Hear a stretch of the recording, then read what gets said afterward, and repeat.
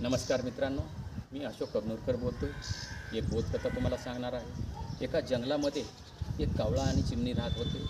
कावळ्याला गर्व आला आणि कावळा तो चिमणीला नेहमी चिडवायचा, ये चिमुरडे माझ्यासोबत भरारी मार, तू अशीच आहेस, तू चिमुरडे आहे, तू छोटी आहेस म्हणायची.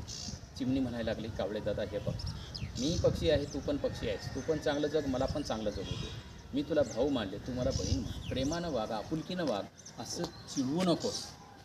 असे बरेच दिवस चालले आणि एके दिवशी संध्याकाळी रात्रभर पाऊस पडला. चिमणी गरम आपल्या घरट्यामध्ये बसलेली होती आणि कावळ्याचं घर काट्याकुट्याचं होतं. तो भिजून ओला चिंब झाला आणि दिवस निघाला आणि त्याला पश्चाताप झाला. म्हणजे एवढा मोठा मी कावळा असून मला घर चांगलं बांधता येत नाही, काट्याकुट्याचं घर आहे, भिजून ओला चिंब झालो आणि छोटीशी चिमुरडी आहे तर किती सुंदर घरटं बांधली. त्यानं उडत चिवताई म्हणून चिमणीकडे आला आणि म्हणायला लागला, चिवताई तू किती सुंदर घरटं गरम बांधलीस, मी एवढा मोठा असून मला घरटंच बांधणं झालं नाही.